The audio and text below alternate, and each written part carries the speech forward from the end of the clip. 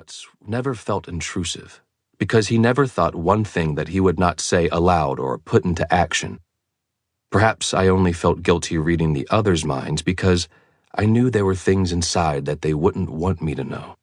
If Rosalie's mind was a stagnant pool, then Emmett's was a lake with no shadows, glass clear. And Jasper was suffering. I suppressed a sigh. "Edward." Alice called my name in her head and had my attention at once. It was just the same as having my name called aloud. I was glad my given name had fallen out of style in the last few decades. It had been annoying in the past. Anytime anyone thought of any Edward, my head would turn automatically. My head didn't turn now. Alice and I were good at these private conversations. It was rare that anyone caught us. I kept my eyes on the lines in the plaster. "How is he holding up?" she asked me. I frowned. Just a small change in the set of my mouth. Nothing that would tip the others off. I could easily be frowning out of boredom. Jasper had been still for too long. He wasn't performing human tics the way we all must, constantly in motion so as not to stand out, like Emmett pulling at his hair, Rosalie crossing her legs first one way, then the next, Alice tapping her toes against the linoleum, or me moving my head to stare at different patterns in the wall.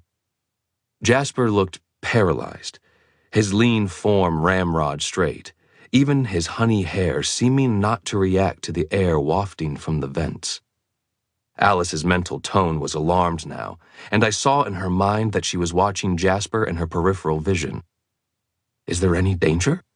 She searched ahead into the immediate future, skimming through visions of monotony for the source behind my frown. Even as she did so, she remembered to tuck one tiny fist under her sharp chin and blink regularly. She brushed a tuft of her short, jagged black hair out of her eyes. I turned my head slowly to the left, as if looking at the bricks of the wall, sighed, and then turned to the right, back to the cracks in the ceiling. The others would assume I was playing human. Only Alice knew I was shaking my head. She relaxed. "Let me know if it gets too bad." I moved only my eyes, up to the ceiling above and back down. "Thanks for doing this."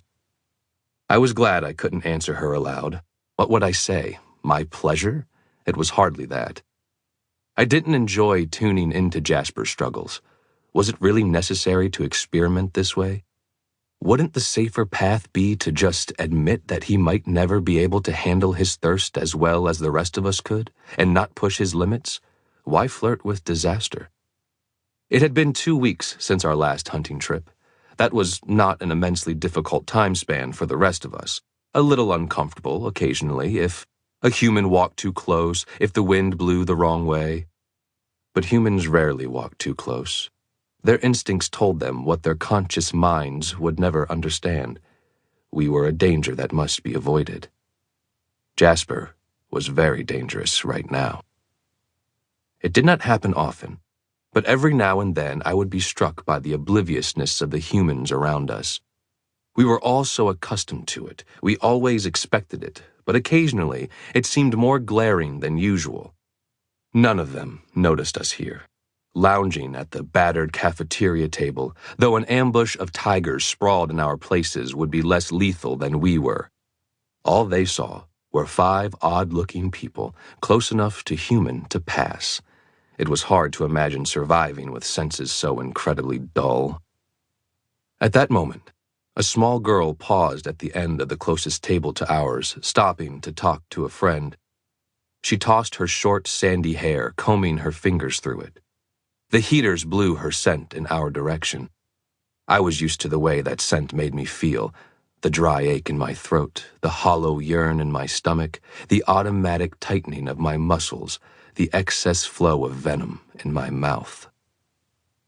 This was all quite normal, usually easy to ignore.